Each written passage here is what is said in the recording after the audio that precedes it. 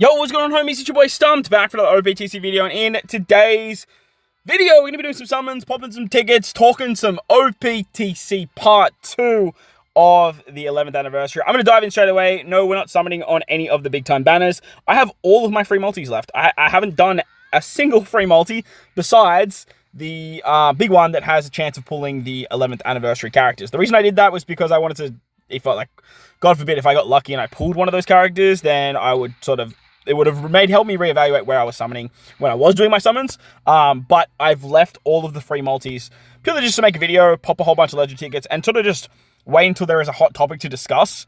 And for today's video, the hot topic is the structure of the 11th anniversary. We're going to have to go back every single time, aren't we? Oh, that's so annoying.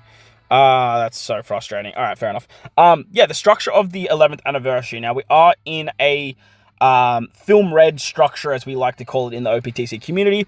And what that actually means is that they are going to be releasing multiple parts, multiple Super Sugos, and new Super Sugo characters over a multitude of parts. So we obviously have part 1, which has the Super Sugo Kizaru, has Luffy, Zoro, Sanji, and then the anniversary exclusive Nami.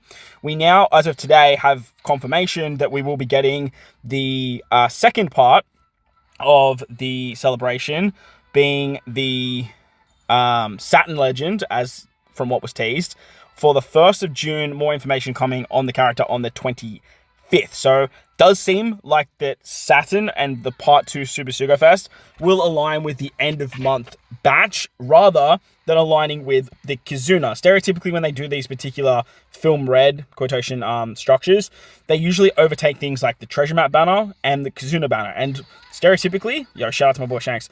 Stereotypically, this can be a good thing for the casual player because a lot of players will skip stuff like Kizuna banners and even skip lots of Treasure Map banners. Now, what they've done this particular year is they've made the 6+ paywall character, the Treasure Map banner, which, look, I don't hate as a whale, but at the same time, I would much prefer one of the parts, either part 2 or part 3, take over that Treasure Map banner, and then respectively the Kizuna banner. The Kizuna banner this particular season for the Super Boss for the 11th anniversary is going to feature 2 new Kizuna rare recruits and then the support rare recruit, which is something else they've done. They've added the support rare recruits into the Kizuna banners, which can be bad, can be good, but for myself, like, I just missed that step that says the first step is a guaranteed super support rare recruit for 30 gems. I think if they bring that back, doesn't matter if they join it or not, like, if they join it or they're separate, like, it doesn't matter. As long as that step is still there, it's a win, but unfortunately, that step is gone, and that is the big L for those particular banners. But I digress. The characters are a new Robin, a new Jinbei, and like I said, a support rare recruit.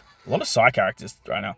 A support rare recruit S-Snake, which is really strange because, like, we've had so many S-Snakes come to the game recently. We have the anniversary exclusive, we have the Kizuna Legend, and then we have now a support rare recruit too. So very, very odd that they're just throwing so much love S-Snake's way, not giving any of the other Seraphim any love at all, but at the same time, like, look, yeah, it is what it is. But because of this, it means that Saturn, or the Part 2 Super Sugo Fest, is going to be the end of month batch. And this is not a good thing because, like, obviously people that like to spend and are summoning for the Kizuna don't have the opportunity of obviously pulling the new Super Sugo character on top of maxing out or getting new Kizuna Legends, which is very, very valuable. Characters like Caulifla, characters like Robin and Chopper, they're all very, very good legends, and they're characters that most players would want on their account. The big one being Toki as well. She is available in the metal shop right now, but characters of that caliber, it's hard to summon for them or target them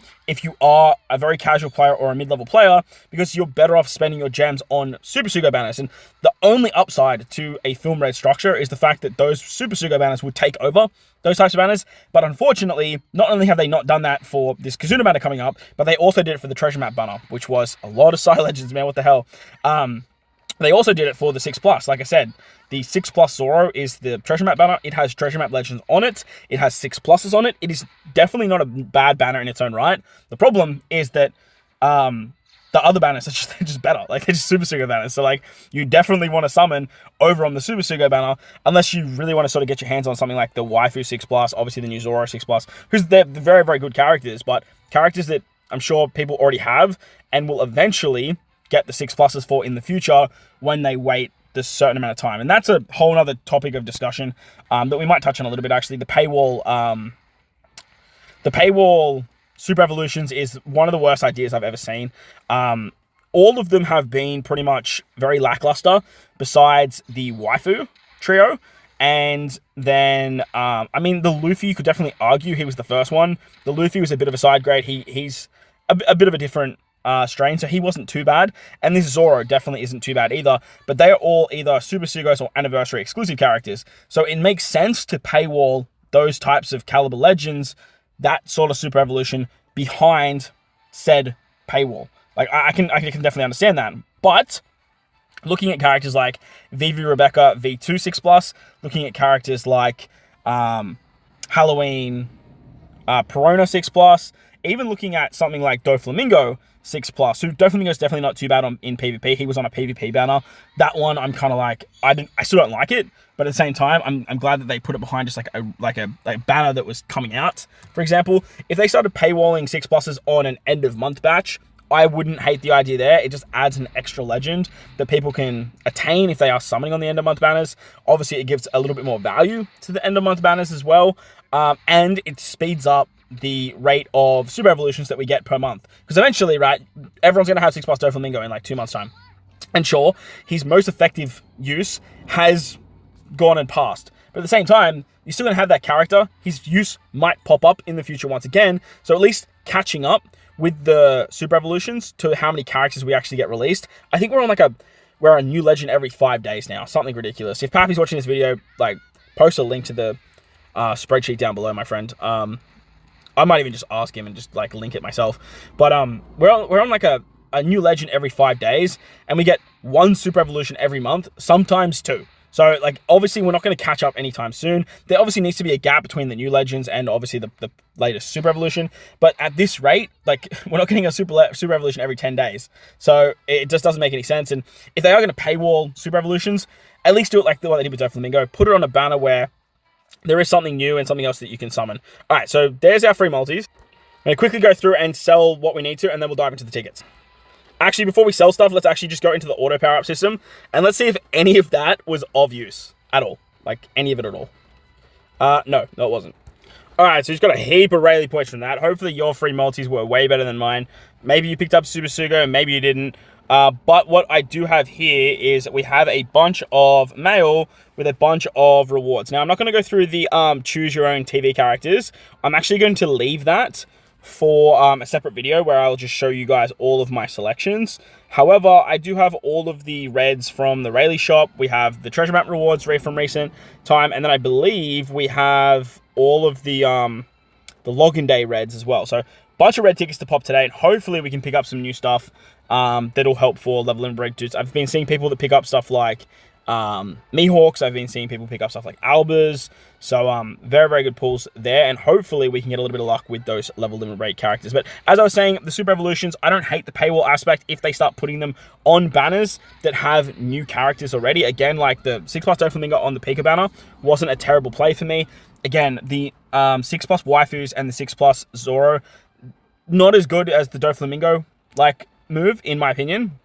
Even though obviously the Doflamingo isn't as illustrious, but there was still the new PvP rare recruit Pika to summon for there as well. So if you were already summoning for Pika, for example, who was a very good PvP character, and you picked up Doflamingo along the way, like it was just like an extra sort of like, oh, this is nice kind of thing. So again, don't hate that too much.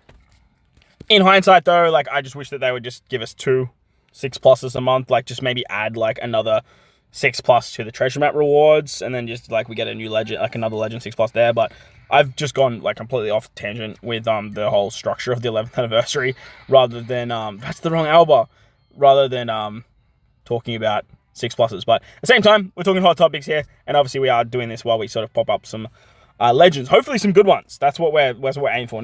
There's been nothing good so far as of the 9.5 minutes of recording. But as for the structure of the 11th anniversary, like I said, we now know that the part 2 of the Super Sugo is coming for the end of month batch, which for me it's a huge miss, because at the end of the day we're not going to have any, besides obviously the Super Sugos and probably anniversary exclusives, we're not going to have anything too crazy that's also on the banner. Like, obviously, you're going to pick up some extra end of month legends that you're missing. You might get some dupes for characters like Lilith or Garp and those types of units that have potential abilities that you're looking to max out that are obviously good in particular game modes like PvP, which is all well and dandy, but like they're also on those other illustrious banners. So the fact that it's for an end of month means that the Super Sugo Saturn is just going to be really good in PKA, which at the end of the day, like, you don't need the end of month batch units to make PKA playable and farmable.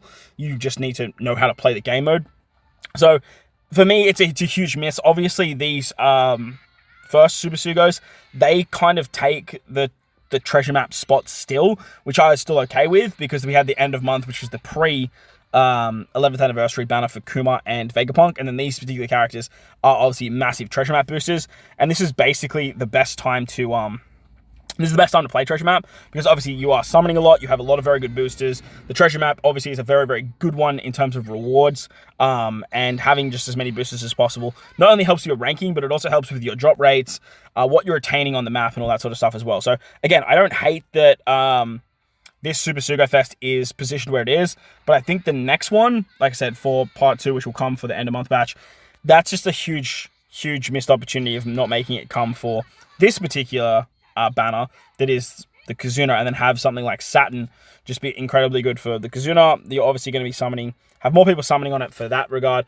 but I do understand that Super Boss obviously being a very heavy farming based event, that a lot of people are probably going to summon there anyway, especially the top end alliances, because they're going to want to get characters not only to do more damage, but to help with team building with the support rare recruit, as well as use the Kazuna rare recruits to get more ticket gross for less potions spent. So like, I do understand why they're doing that, and obviously they're sort of rounding out the rest of the Straw Hats, but I just think that it's a bit of a missed opportunity, and it really dies down a lot of the hype when it comes to the celebration. And I think in the back of their minds, being like the higher-ups in Bandai, I think in the back of their minds they were thinking that if we can kind of flog and stretch out the 11th anniversary, it means that we have a higher chance of getting top grossing more than once. Having a lot of people wanting to summon on part 1 of the 11th anniversary, where usually, usually where the most illustrious characters or the most valuable characters are going to be for the next month, a lot of people are going to be spending their gems there. Oh, damn, there's some good characters there.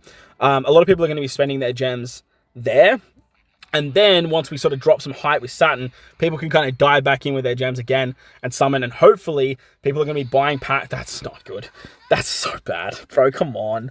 Come on. Where's my luck on these tickets, bro? Is this Chopper? Film Red Chopper? Like, look at this. S-rank ticket. Like, the first 2, please. Or even, like, Halloween Uta, please. Nami and Usopp, please. Like, I'll take Halloween Uta for God's sake. I think I said Halloween Uta, but I meant Christmas Uta. So yeah, I feel like they were trying to, like, double down on top grossing, but ironically, like, we didn't even hit. That's the wrong Uta, man. It's the only Uta I didn't say. I meant to say Christmas Uta, I said Halloween Uta, and I said, hell, I'll even take Halloween Uta, and then you give me Sai Uta. Come on, dude. Biggest can't be choosers, I guess. And look, they are tickets. They are tickets. Remember, they are tickets. They're just tickets. So, ironically, as I was saying, that they didn't even hit top grossing for part 1 of the Super Sugo Fest. So, I feel like there's a good chance that they do get top grossing for Saturn. Saturn's obviously going to be an incredibly hype moment for the game, and having one of the Godosai in the game is going to be insane, being a massive villain. They should honestly go balls to the wall and make him incredibly powerful. I imagine he's probably going to be of int powerhouse sort of variety. Not so much driven. I reckon he's going to be int powerhouse cerebral. Let me know your thoughts and your predictions of Saturn in the comment section below. What type do you think he's going to be, and what class do you think he's going to be? Like I said, my bet is going to be that he's going to be an int powerhouse cerebral character, and the reason I'm banking on that is because the Zoro, Sanji, and Luffy unit, oh, that's good. That's so good. Yes! Yes! Yes! That is good. We'll take that.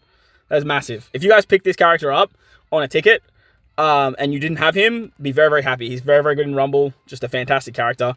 One that I'm actually using for, what's it called? One that I'm using for the treasure map at the moment as well. So, what was I saying? Yeah, Saturn. The reason I'm saying that I think he's going to be int cerebral powerhouse is because I think that... that's a weird prono. I think that he's going to work very, very well alongside the 10th anniversary Super Sugo Fest Luffy. With the release of Kizaru being a Dex shooter, he works exceptionally well with the Navy Ace, 10th Anniversary Legend, Super Sugo. And then we have the Luffy Zoro Sanji, who is a Sai Slasher, who works exceptionally well with the new, the previous 10th Anniversary Shanks. So those two Super Sugo synergies just lead me to believe that we're probably going to see at least an Int Powerhouse version of Saturn. Or it could even do Int Fighter. Definitely could do Int Fighter.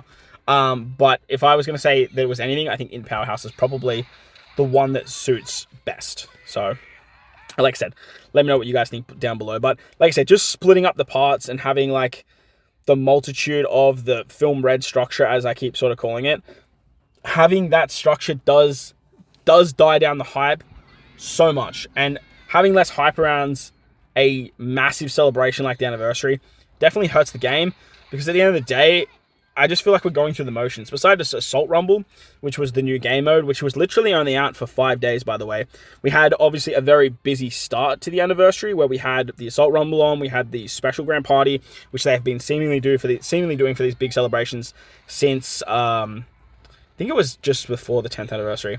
It might have been around the 10th anniversary, but they started doing it around then, just giving us an extra grand party season that just guaranteed us 50 gems. Which is awesome, by the way. I'm a big fan of that. We had co-op on, and then we had the end of the PKA mission. So there was a lot to do at the start of the anniversary. However, besides the Assault Rumble, and I guess maybe the special Grand Party season, there wasn't anything really that new going on. And it kind of just felt like we're going through the motions of a regular month, and sort of just going through the particular game modes, playing OPTC as we normally would, just with some bigger, more illustrious characters. So stretching out all of these parts and having the film red structure and having Saturn release so late again, it's kind of like, well, we try and build up some hype, which doesn't hit the pinnacle of what we could hit, to then have it just go all the way back down the bottom, to then try our best to then re-spark the hype. Now, I do think Saturn has the potential of re-sparking the hype to a particular level, but for example, if you just release Saturn in the Part 1 celebration with these other Super Sugo characters, just like they would normally do on a regular anniversary. This is the first time, by the way, they've done this Film Red part celebration. Usually we have this type of structure for the One Piece Day celebration and those types of areas of the game. But this is the first time they've done it for the anniversary, so it definitely slows down the momentum. It definitely takes away from the impact of that big oomph that the anniversary usually brings on the very first day. It still has that aspect and that sort of that vibrant feel to it, because obviously it is an anniversary. But at the same time, sometimes I log in throughout the anniversary period and I kind of just forget that, oh yeah, we are actually still in the 11th anniversary. And the whole concept of the celebration is based around the anniversary. So having everything kind of come at once and sort of having a bit more quantity in the time having a bit more quality of the time instead of having the quantity of more time. I don't know, it just feels like things take too long, or the hype definitely does get lost in transmission and lost in translation, swept under the rug, whatever you want to say.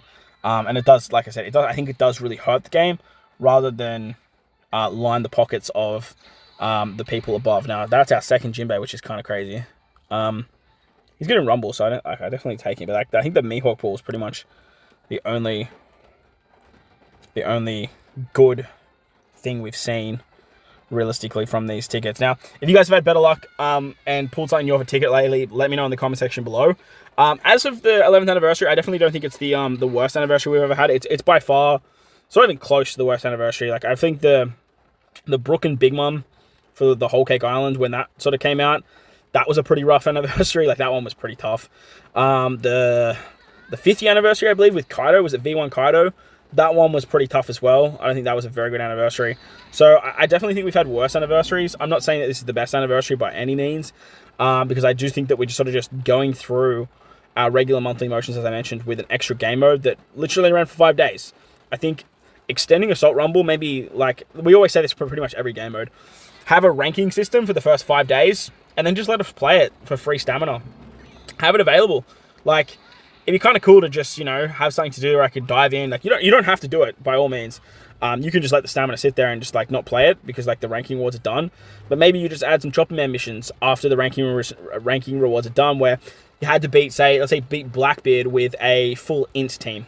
Or you had to beat the Akainu fight, which was a Dex build with a quick team. Maybe, and then have I don't know, throw in like 2 gems, a bunch of bounty, some rumble scrolls, some stuff like that. So have those sort of game modes go a little bit longer, and that would kind of still give us the feel that we're in a special time, because that doesn't happen all the time. And hell, you might only do this for the anniversary.